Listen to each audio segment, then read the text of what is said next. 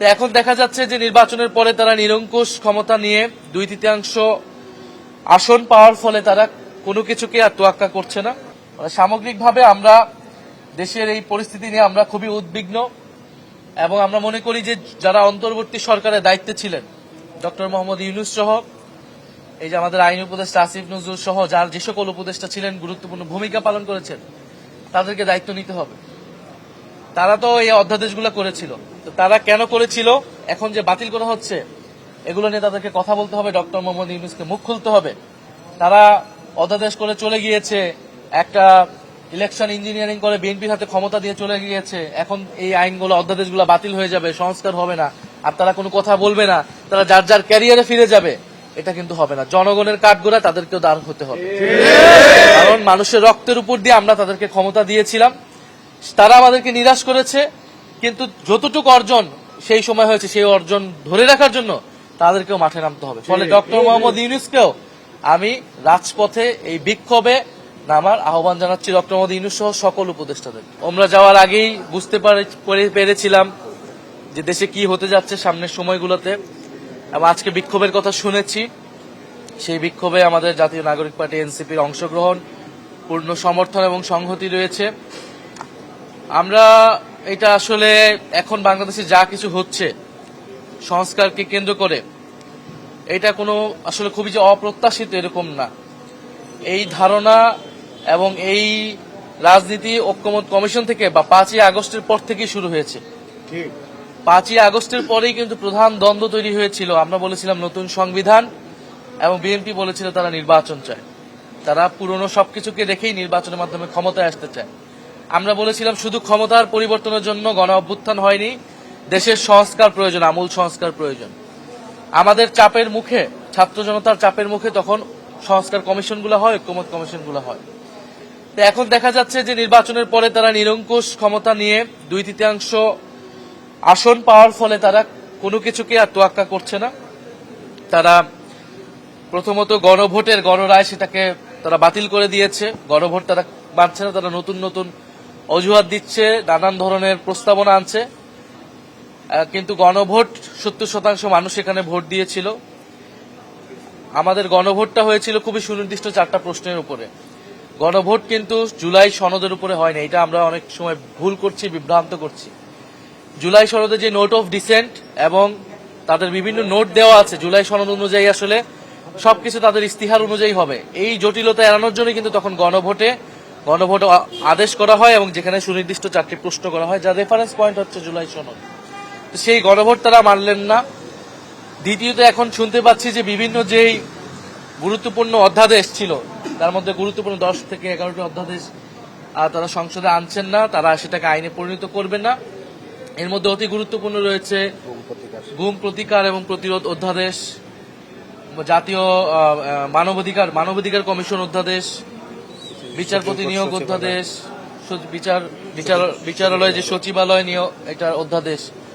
ফলে এই যে অধ্যাদেশগুলো যেটা জনগুরুত্বপূর্ণ অধ্যাদেশ ছিল সেগুলোকে তারা বাতিল করে আসলে তারা যে স্বৈরতান্ত্রিক ব্যবস্থা ছিল, যেখানে নির্বাহী বিভাগের ক্ষমতায় নিরঙ্কুশ, সেই ব্যবস্থাটাই তারা রাখতে চায়, সেই ক্ষমতাটা তারা ভোগ করতে চাচ্ছে। এবং এই যে গুম, তাদের অনেক নেতাও কিন্তু গুমের শিকার হয়েছিলেন, তাদেরই বেশিরভাগ নেতা রাজনৈতিকভাবে গুমের শিকার হয়েছিল। এবং এই সংসদে, মহান সংসদে এরকম অনেক নেতৃবৃন্দ রয়েছেন যারা গুম থেকে এসেছেন, ইলিয়াস আলীর ওয়াইফ এসেছেন। ফলে এই গুমের অধ্যাদেশটাকেও তারা বাতিল করে দিতে চাচ্ছে। এবং এইটা কিন্তু শুধু বিএনপির উপর না, আমাদের যে নিরাপত্তা বাহিনী, যাদের বিরুদ্ধে এলিগেশন ছিল, বাংলাদেশ সেনাবাহিনী সহ ডিজিএফআই সহ, তাদের উপর যে এলিগেশনটা ছিল মানুষকে গুম করার, মানবাধিকার হরণ করার, এই অধ্যাদেশগুলো বাতিল যদি আইনে পরিণত না হয় তাহলে কিন্তু তাদের যে কলঙ্ক, সেই কলঙ্ক দূর হবে না। এবং অনেক ক্ষেত্রে ধারণা করা হবে যে বিএনপি তাদের কথায় এই কাজগুলা করছে কিনা। একইভাবে বিচারপতি নিয়োগেও তারা বিচার বিভাগের যে স্বাধীনতা, সেই স্বাধীনতাকে তারা ক্ষুণ্ণ করছে। তো সামগ্রিকভাবে বিএনপি একটি সংস্কার বিরোধী দল, এবং গত 16 বছর আসলে তাদের প্রতি সম্মান রেখেই বলবো যে তারা নির্যাতিত হয়েছে, নিপীড়িত হয়েছে, আন্দোলন সংগ্রাম করেছে, কিন্তু মানুষ কিন্তু তাদের আন্দোলনে সাড়া দেয়নি। এবং তারা দলীয় আন্দোলন করেছে, কিন্তু জনগণের আন্দোলন কিন্তু তারা গড়ে তুলতে পারেনি। মানুষ কেন সাড়া দেয়নি? কারণ মানুষ তাদের নেতৃত্বে কখনো আস্থা ছিল না। মানুষ তাদের নেতৃত্বে আস্থা ছিল না এই কারণেই, কারণ মানুষ জানতো যে তারাও যদি ক্ষমতায় আসে দেশের আসলে মৌলিক কোনো পরিবর্তন হবে না। এখন ক্ষমতায় আসার পরে তাদের মুখোশ উন্মোচিত হচ্ছে এবং মানুষের কাছে এটা সুস্পষ্ট হচ্ছে, এবং এই কারণে 16 বছর ফ্যাসিবাদ দীর্ঘায়িত হয়েছিল, তাদের নেতৃত্বের উপর মানুষের আস্থা ছিল না, তারা সেই একই গণবিরোধী কাজ আবারও করছে। ফলে আমরা সংসদে সমাধান চেয়েছিলাম, সংসদে যেহেতু উপযুক্ত সমাধান আমরা পাচ্ছি না, ফলে রাজপথে আমাদেরকে অবস্থান নিতে হচ্ছে।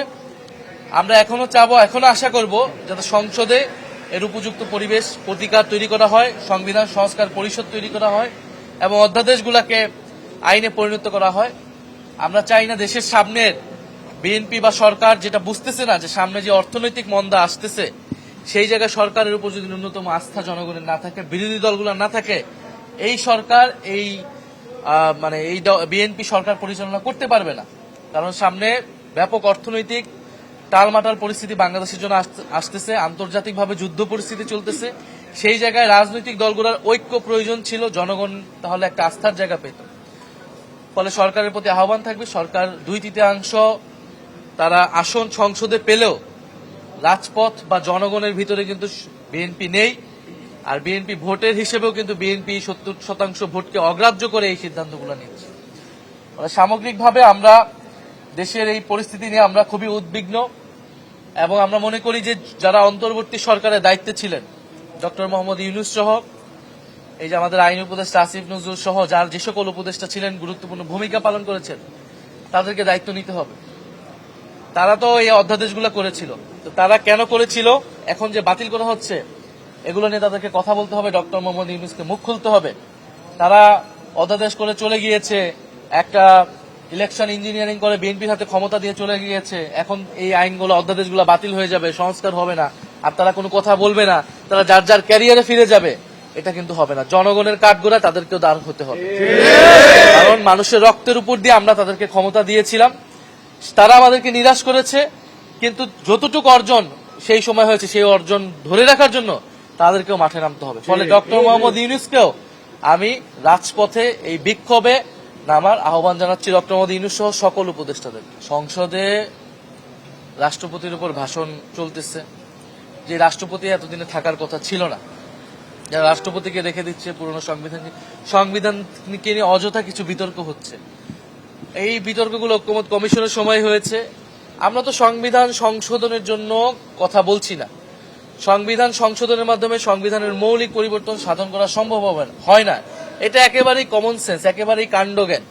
তারা আমাদের থেকে অভিজ্ঞ, তারা আমাদের থেকে আরো ভালো বুঝে। সংবিধান সংশোধন যে কোনো সময় করা যেতে পারে, কিন্তু সংবিধানের মৌলিক বিষয় যখন আমরা পরিবর্তন করতে যাব, তখন গণপরিষদ প্রয়োজন, অথবা আপনার যে সংস্কার পরিষদের ধারণা নিয়ে আসা হয়েছে সেটা প্রয়োজন। তো এখন তারা আবার নতুন করে সংবিধান সংশোধন, ফলে তারা সংসদে আসলে এই ধরনের আলোচনাগুলোকে এনে সময় ক্ষেপণ করছে। মূল যে লক্ষ্য সেইটার থেকে বিচ্যুত করা হচ্ছে আলোচনাকে, এবং আলোচনার কোনো সুযোগই দেওয়া হচ্ছে না। এই নিয়ম কানুনের নানান বেড়াজালে আসলে আমরা যেই আলোচনা করতে চাই সেই আলোচনা সংসদে করার পরিবেশ আসলে নাই। পরিবেশ না দিকেই আমাদেরকে রাজপথে আসতে হচ্ছে। তারপরে আমরা সংসদে, রাজপথে, যেখানে যেখানে আমাদের সুযোগ আছে আপনাদের মাধ্যমে আমরা আমাদের কথাগুলো বলে যাব। ধন্যবাদ। সংসদকে অকার্যকর করে দিচ্ছে সরকারি দল, সংসদকে আমরা কার্যকর করতে চাই। সংসদ, এটা তো 2টা নির্বাচন হয়েছে, গণভোট এবং জাতীয় নির্বাচন। জাতীয় নির্বাচন হিসেবে সংসদ হয়েছে, সেই সংসদ কার্যকর আছে, কিন্তু আরেকটি নির্বাচন, যেই নির্বাচনের ফলে সংবিধান সংস্কার পরিষদ হওয়ার কথা ছিল, যার দায়িত্ব ছিল এই সংসদ সদস্যদের, তারা তো সেইটাকে অকার্যকর করে রেখেছে। ফলে এইবারের এটা কিন্তু অলরেডি অর্ধেক অকার্যকর হয়ে গিয়েছে।